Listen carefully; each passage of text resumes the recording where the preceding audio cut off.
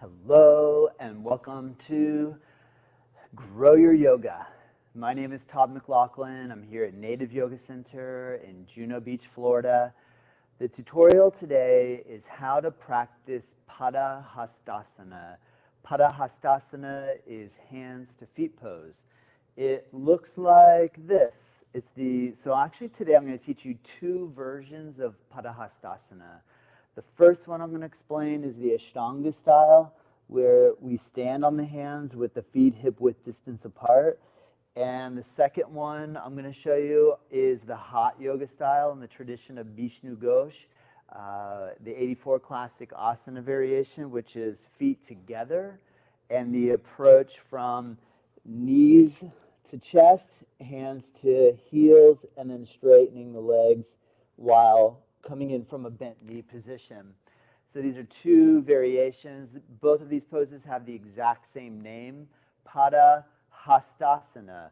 Pada references the foot, Hasta references the hand. So the literal translation, foot-hand pose, and or commonly known as hands to feet pose. All right, so let's go ahead and begin. Hands to feet pose is a really wonderful pose because it helps to stretch out the hamstring muscles on the back of the legs, helps to open up the calf musculature, and because we're upside down in the pose, it does create an increase of blood flow to the brain and head. It's a wonderful way to traction the spine. Because we're upside down, we're letting the body hang from the hips, and so this does a good job of taking pressure off the intervertebral disc space, or the vertebra, the space, the pads in between your backbones. All right, so the big challenge, though, is getting the hamstrings to open up to make Padahastasana a comfortable pose. So let's start off with the Ashtanga style variation of the pose. Now, what's nice about this pose, this variation, is that the feet are hip width apart. And typically, we attempt to make our feet parallel to each other. In other words, not having the feet turned out, nor having the toes turned in. So you can visualize or imagine you're standing on two skis going straight down the mountain. And the feet are about the width of the hips, and there's room for variation here to either come a little more narrow or a little wider, but the general idea is about hip width apart. And so I have a tutorial on our YouTube channel, Native Yoga. Find it at Native Yoga Center, where last week I covered the big toe posture. Now, big toe posture is the precursor to Padahastasana, because in Padahastasana we attempt to slide the hands under the feet and bring the toe tips close to right at the crease of the wrist. When our hands are in this posture, this is called wrist flexion. When we take our hand backward, it's wrist extension. So we are putting the hands into wrist flexion, and this is a nice posture for tractioning the wrist joint gently. Also, one of the benefits of this pose is that by standing on our hands, it actually serves as a massage for the hands or the muscles in the hands. Now, what also occurs in Padahastasana in the Ashtanga version is that notice that if I'm holding my toes here, my feet are flat down on the floor. When I take my hand and lift my foot and slide my hand under, we're actually increasing what's called dorsiflexion. When you have your ankle and you point your toes, that's called plantar flexion. This makes the calf muscle shorten. When you take your foot back towards you, this is called dorsiflexion. This makes the calf muscle lengthen. So in this variation of Padahastasana, standing on the hands, it actually increases the dorsiflexion angle and increases the stretch onto the back of the legs or the calves. Now, this is a lot easier said than done. It requires a certain amount of flexibility to be able to slide your hands under. So another way to approach Padahastasana in the beginning is to slowly make your way in the direction of touching your hands to your feet. So with that being said, the way that you can approach the forward bend, first bend your knees, put your hands onto your knees. And you can start to access your hamstring flexibility through the action of flexion of knees, extension of knees. Flex your knees, extend your knees. Next up, flex your knees. Take your elbows down onto your thighs. Try the same thing. Extend the knees, in other words, straighten. Flex the knees, in other words, bend. So do a few times here, seeing if you have enough range of motion. At some point, you might reach a point, or you might reach a point where you feel the stretch in the back of the legs, and it's about as far as you can go. Now, if you discover that you can go here, the next thing I want you to pay attention to is your lower back and to see if it feels good or not. If it feels good, reach down and start off by just trying to slide your fingertips underneath your toe tips. The first thing to do is attempt to try to make the grip with the hand sliding under. The next thing to do, bend your knees quite a bit. Lift your foot and see if you can slide your whole hand, or how much of the portion of your hand can you slide underneath. Now, what's really important, you are upside down. If you started to fall forward, you're standing on your own hands. You could fall and have your head land on the floor. We don't want that. All right, that's obvious. So you got to keep your eyes open, and you have to just pay attention and make sure you feel like you have your equilibrium. Keep your eyes open and use your focus at a point on the floor to keep you from falling. Now, if you started to lose your balance and you came forward, all you got to do is just lift one foot and slide one hand forward, right? You just got to, don't push into it, move your hand. So maybe practice that a few times so you know you have an exit strategy to come out of the pose.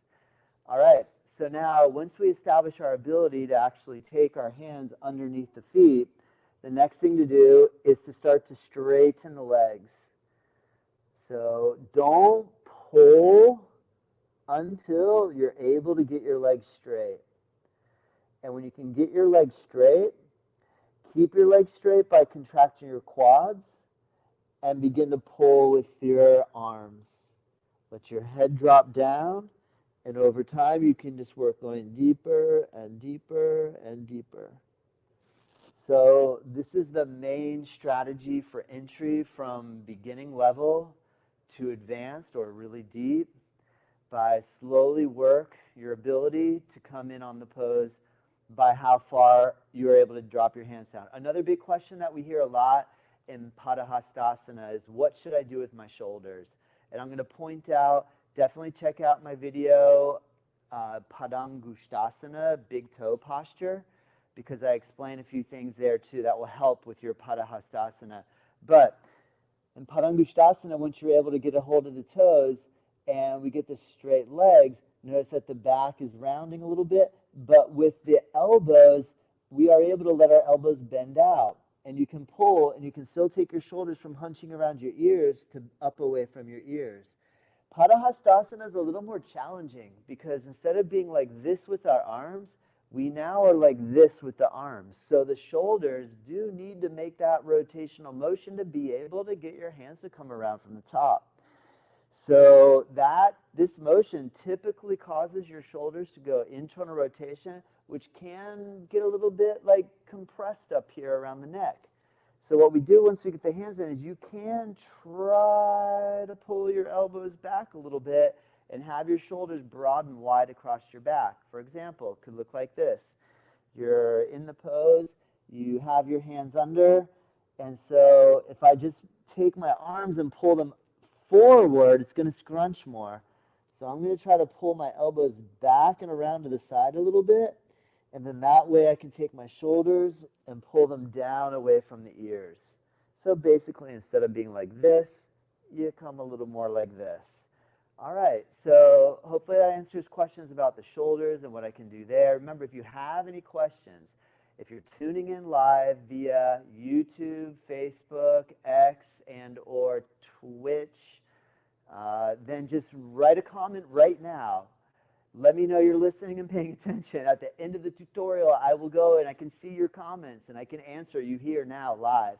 If you're watching this video recorded on any of those platforms, do the same thing. Write a comment, question. I go in, I check messages, and write you back. All right. So on that note, we have our Padahastasana. Let me point out the 84 classic asana style. If you're used to hot yoga, or sometimes nowadays called Bikram yoga, or 26 and 2, whatever your local studio or videos that you follow call it, The style or technique here is a unique and a different way of entering in. The strategy here is feet together, right? Feet together, toes aligned. Watch, I'm going to bend my knees in this one a lot. Part of the main idea in this pose is to try to get your chest to your thighs, letting the body come down on your legs and grab a hold of the ankles from around behind so your forefingers come around the inside, thumbs on the outside.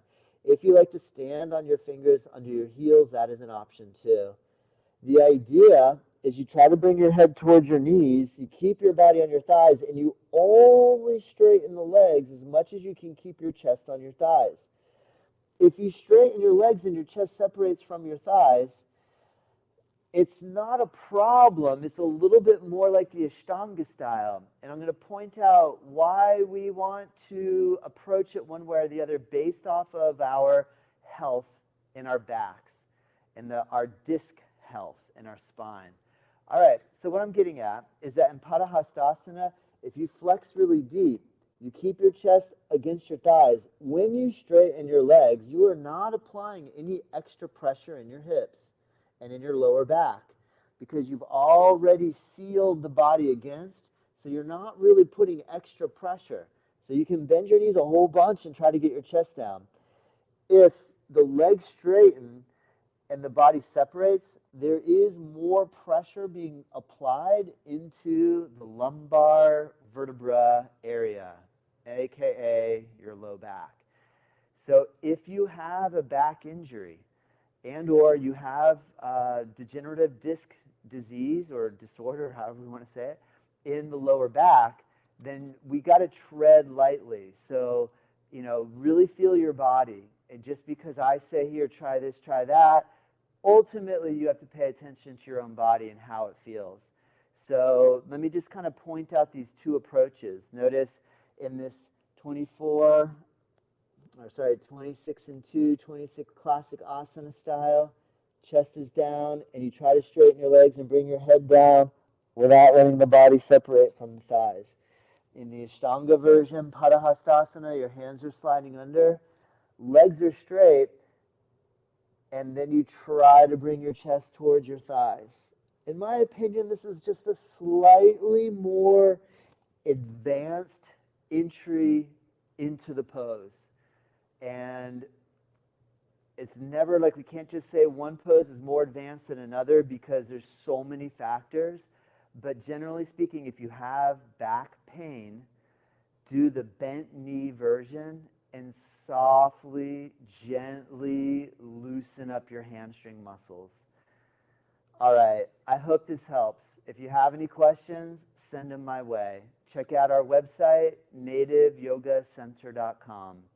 I have an online platform. I have YouTube videos. I have a podcast. I'm trying to give you as much information as possible to help grow your yoga practice. Check us out. So great to have you here. Thank you so much. I look forward. Our next tutorial is coming up every single Thursday. I do this at 11:30 a.m. Eastern on YouTube Live and also at 12 p.m. So I have another video coming up for you here shortly. All right. Thanks so much. I look forward to seeing you again. Namaste. I'll check to see if we have any questions here. Remember, if you ever want to chime in during. All right. Have a great day.